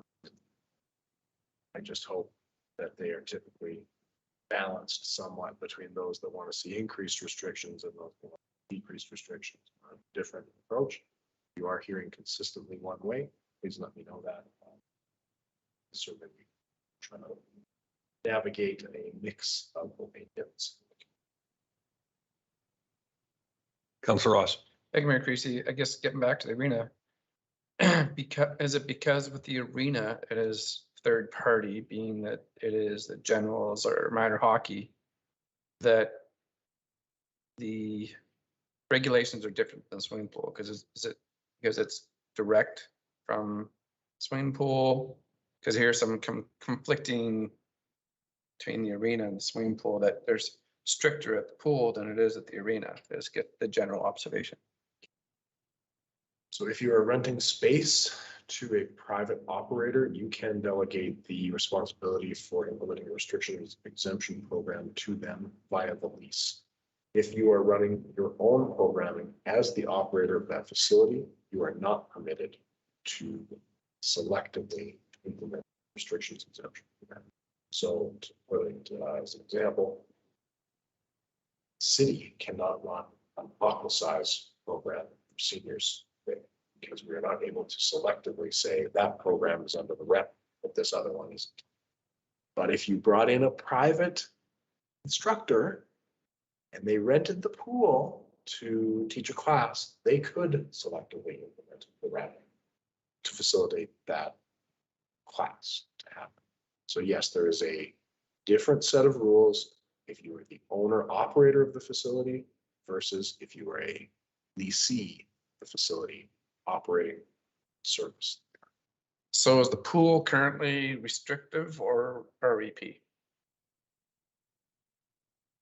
As per council's direction, there is no restrictions, exemptions, programs in place at Gary Moe Sportsplex, Cole Memorial Center this time.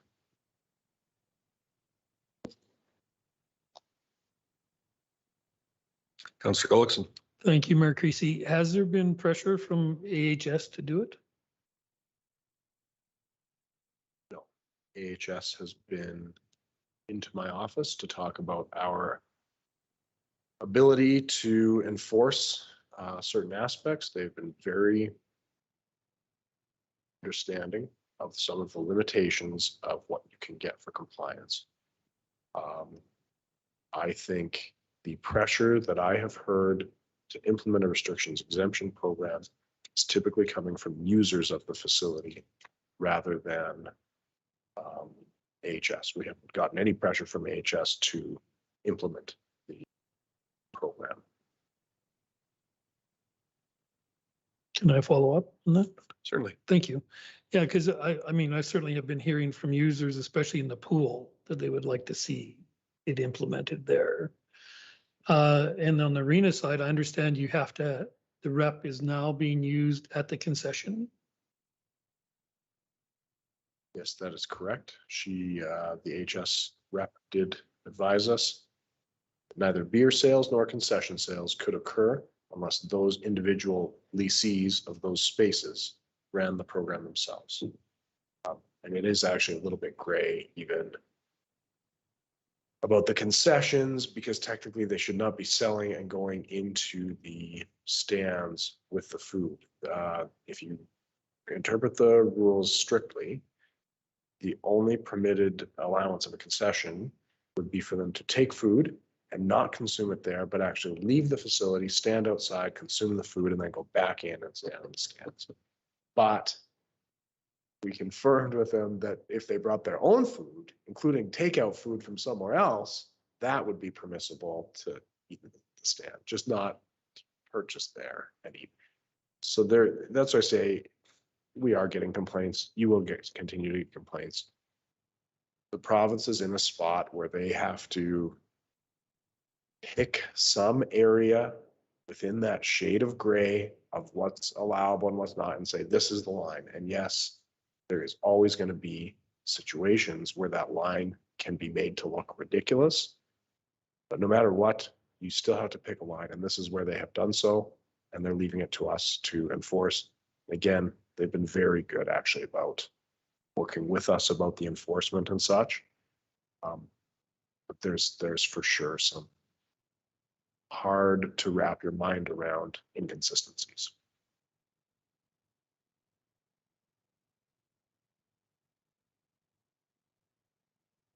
Anything else on the CEO report? Next item was the Agriculture Financial Services Corporation's letter regarding the Workway policy. It was penned from Kelly Smith Fraser, who is the chair of the board of directors for AFSC. And keep in mind, this was dated late in October. Take that into consideration. I think some positive reassurances that have been made regarding their Workaway policy.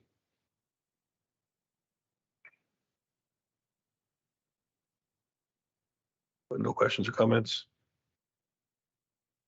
We'll continue down the list then to the commissions, boards, and committee reports and minutes. Rec Department minutes from June 15th. Any questions or concerns there? How about the Lacombe Regional Waste Services Commission from June 23rd? Lacombe Foundation minutes from June 28th. Or the art collection minutes from July 20th. Next up is the art endowment minutes from July 27th. And we have the Lacombe Police Commission minutes from August 19th.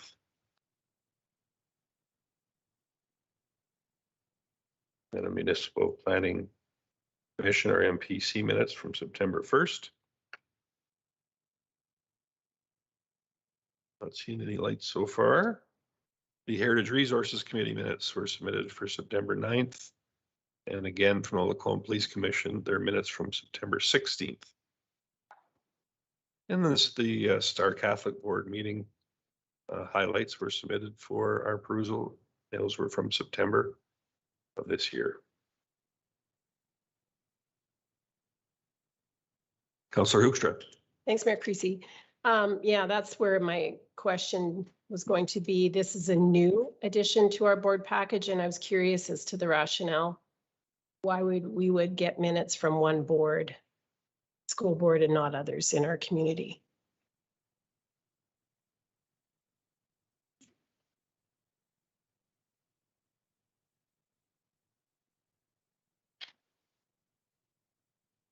Councillor Hibbs. I suspect it's because they submitted them because they want us to know about what's happening in the school division. I would think that any school board would be welcome to do so, but I won't speak on their behalf, but that would be what my guess would be, just in speaking with some of the board not that long ago about things like that, about just letting each other know more about what's going on with each other's organization. I think that is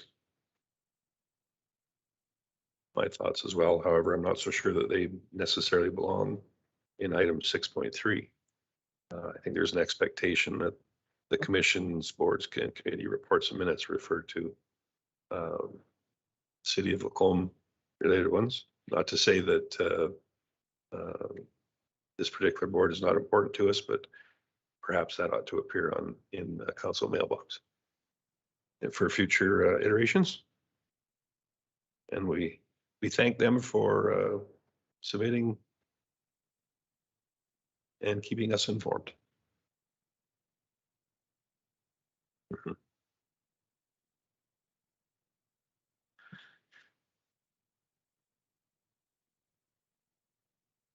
And council reports. Councilor Dallas.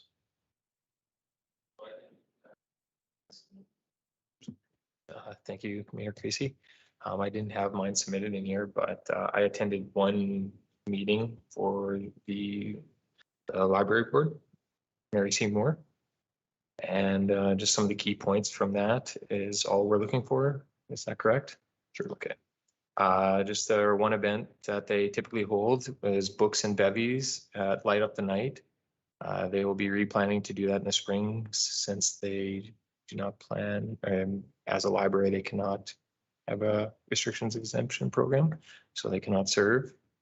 And they had a discussion before that they were to put in a proposal for use of the Kinsman Room in the LMC. And they are working on that they will submit, and they had worked with Councillor Don Gullickson beforehand on that, and will be pushing that forward in the future. And then they were very proud that was the shortest meeting they've had, so it went well. That's all I've attended. Thank you. Appreciate that. Councillor Connick.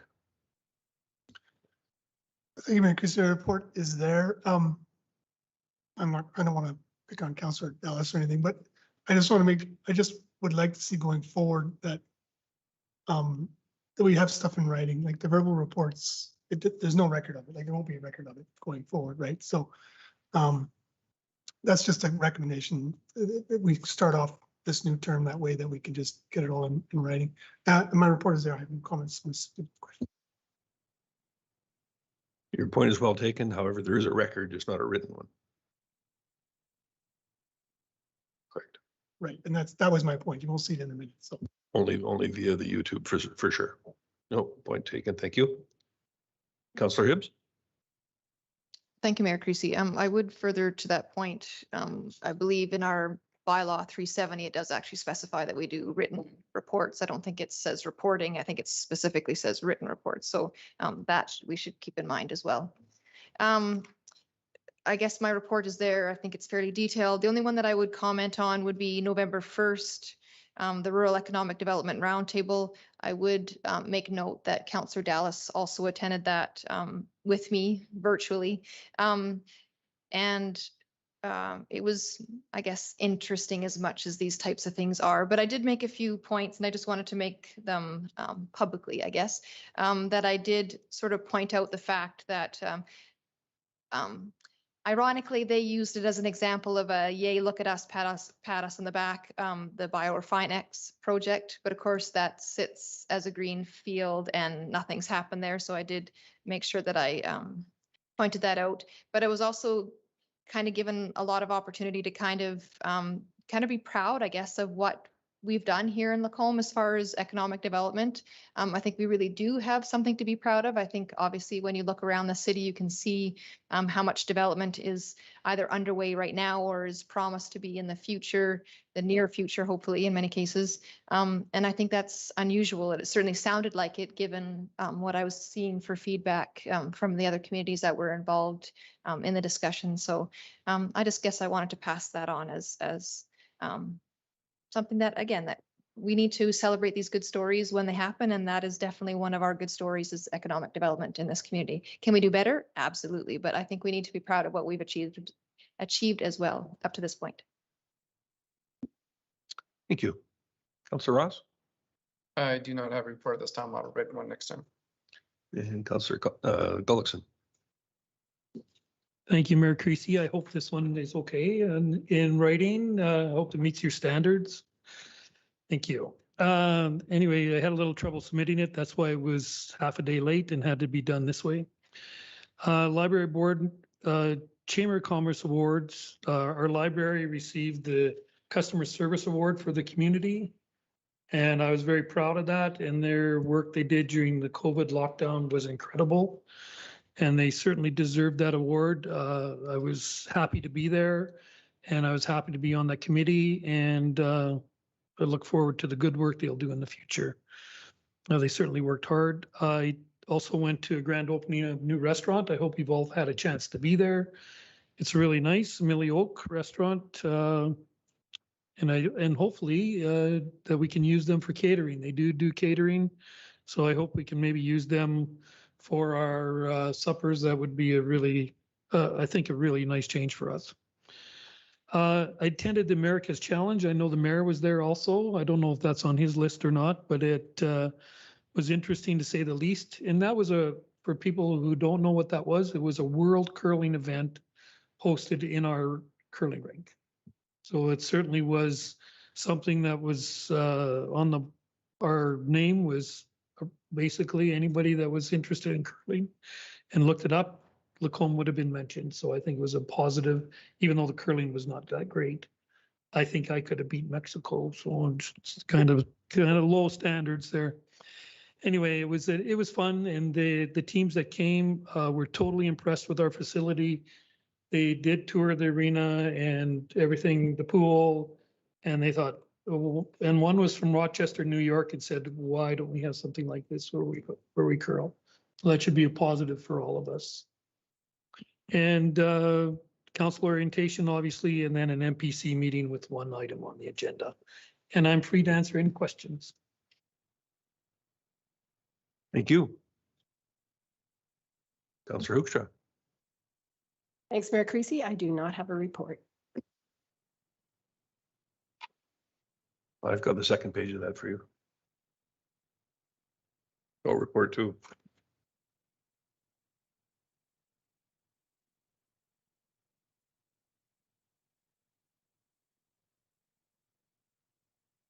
There will be a lengthy one for next meeting, because that is a very poor example to set for me not to have one, although I'll have to remember how I did them because it's been so long. I want to thank you for bringing that up about our procedural bylaw, because that was one that I failed to bring up. I did not see this as being a particularly good use of time to produce these written reports. However, I do recognize the positive impact that it has for people being able to see what their counselors are doing on their behalf and have that written confirmation to look forward to in minutes and whatnot. So there are certainly advantages, in spite of the time involved to produce it.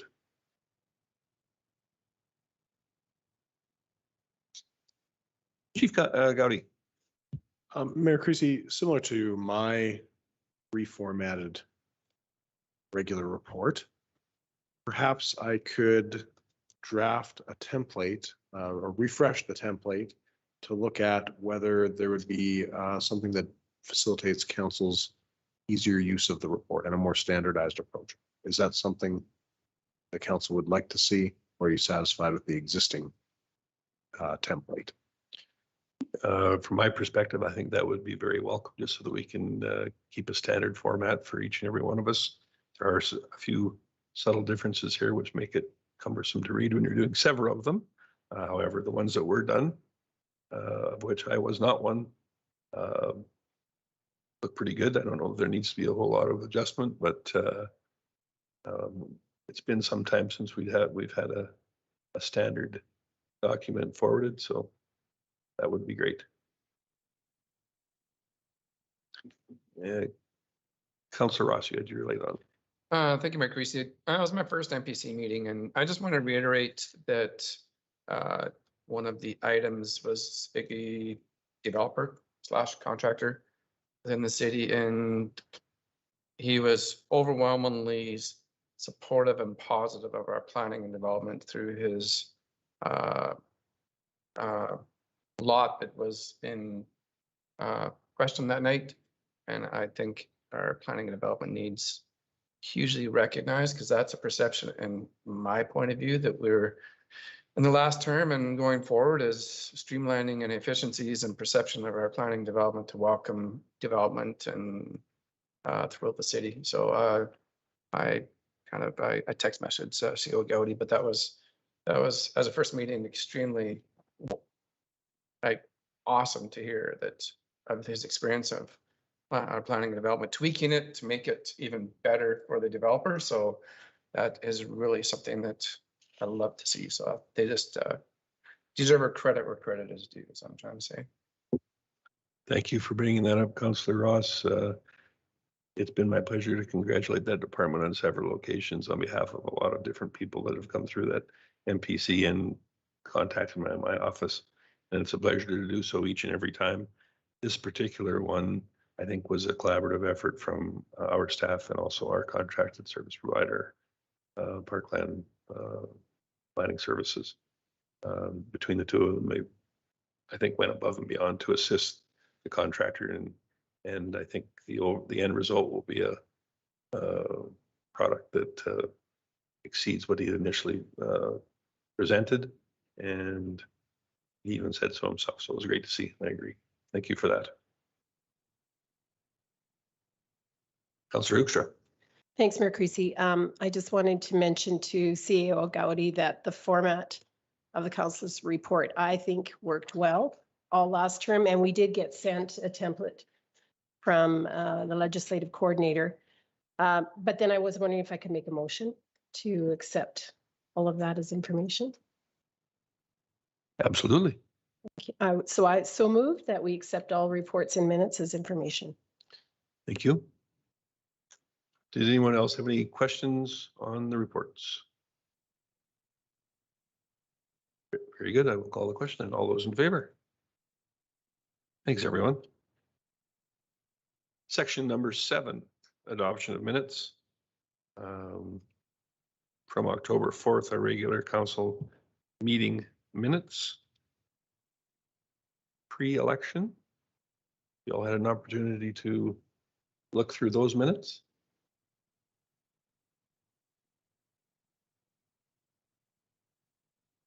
Councillor Dallas, does that submission of those minutes accurately reflect what happened in that meeting? Yes, thank you, Mayor Creasy. Yes, as far as I remember. Yeah.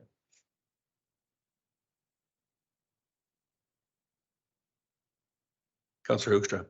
Thanks, Mayor Creasy. I just have a couple of comments before we move these minutes.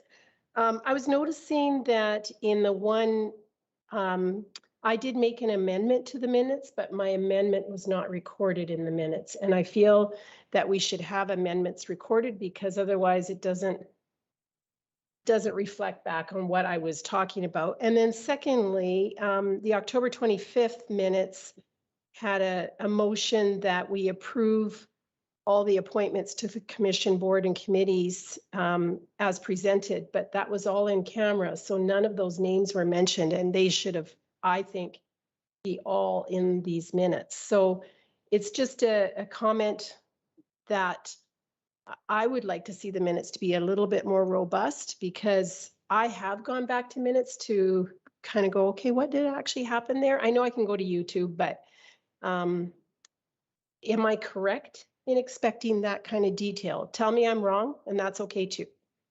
No, I believe that the amendment should have been there, specifically from the October 4th. You have an idea when that was or whereabouts? And I'm sure that Coordinator Bellabona will be happy to update them. Yeah, it was the October 4th meeting, but I moved that the minutes of the September 27th meeting were to be confirmed as amended, but my suggested amendments were not recorded in the October 4th. I was admitted on two motions, and I wasn't recorded in there at all. And I just think it's important. You look back at it and you go, what happened to Councillor Hoekstra on those votes? She just was. So anyhow, I just had I had asked to be included, and I think that should be in the October 4th minutes. You are correct. I do recall that as well. Coordinator Bellabono, will that suffice for you to look back through the recording and make that necessary adjustment? Yes, you're referring to the adoption of minutes for the September 27th, where it was to be amended to include you. And so you're asking to have that amendment listed? Apologize, I kind of couldn't hear you because I asked the September 27th minutes to be amended to include my voting on 2 motions in at that meeting. But in the October 4th minutes, it doesn't record what I was asking to be amended. And I apologize, I just read it last night, so I would have emailed you about this. So, but I'm just saying it now. Yeah. So if in fact the original minutes were corrected, that's great, but it should be noted in the October 4th that you noticed and made suggestion that they in fact be corrected. Correct. Yes, that's not a problem, Mayor Creasy. We can add what exactly is amended when a motion is made as amended. Thank you, appreciate that. And then Councillor Hoekstra, with respect to the October 25th organizational minutes, you had suggested that the board appointments be listed. Yes, it was a motion by Councillor Gullickson towards the end of the meeting that council approved the commission, board, and committee appointments and reappointments as presented. And I think that all the people's names and the committees there were appointed to, and their terms should be listed in the minutes, if I'm correct. Chief Gowdy, is there any reason why we would not do that? I seem to recall in the past we have listed individual appointments, or no?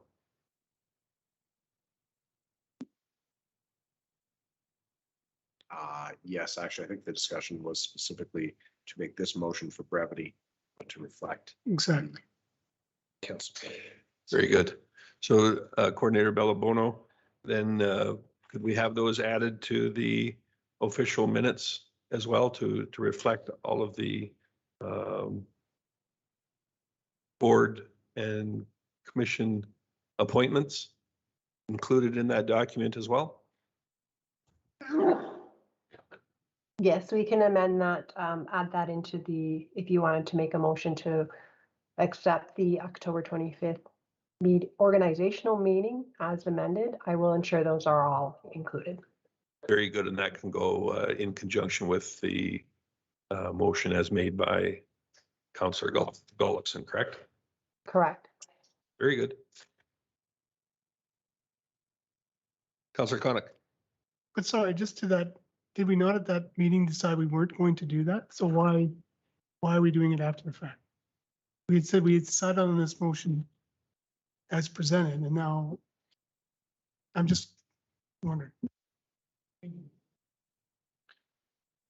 I think the reasoning was given is that we passed the motion we did for brevity rather than rereading each and every one. However, the official document was to include all of the appointed positions on the boards and commissions.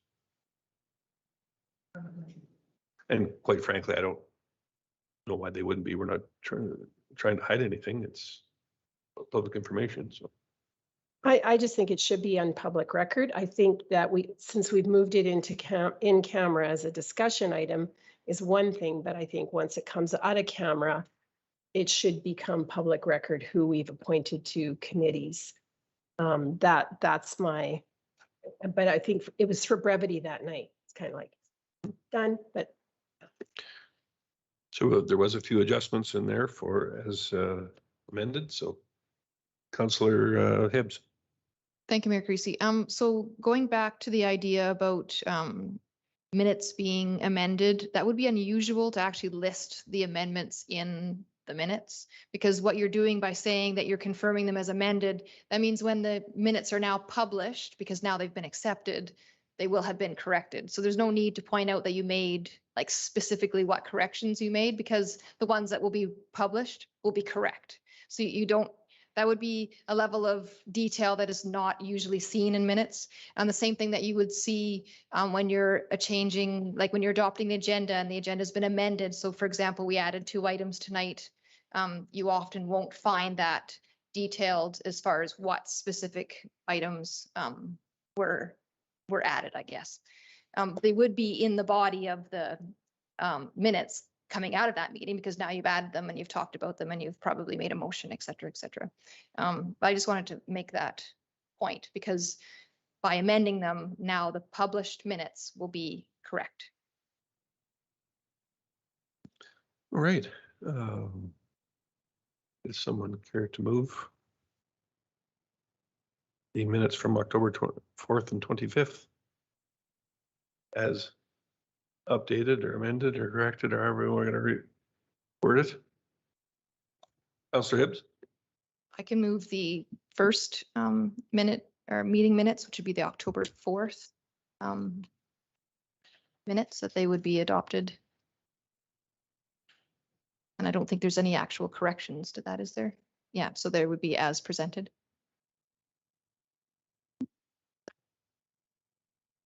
No additional comments? All those in favor? Very good. Councillor Hoekstra? You want me to do the next motion? I move that the organizational meeting minutes from October 25th be accepted as amended. That I would like the names added to. Thank you. Judy Lights, all those in favor? Unanimous. Thanks, everyone.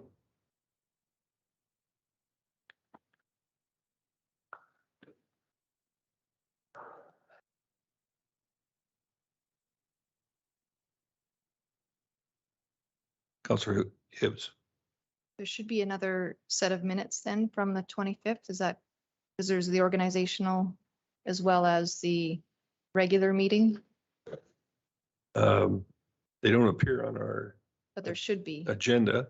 Mayor Obviously, they were not prepared for some reason, so we'll ask Coordinator Belabono. That was a committee meeting, and we don't generally do the minutes for the committee meetings. Thank you for that clarification.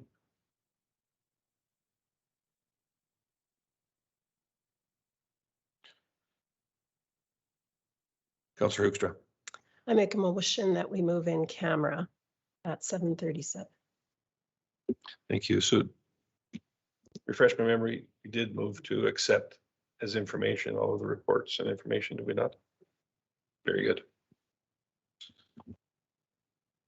Very good. So it is 7:37. Motion was made to move in camera.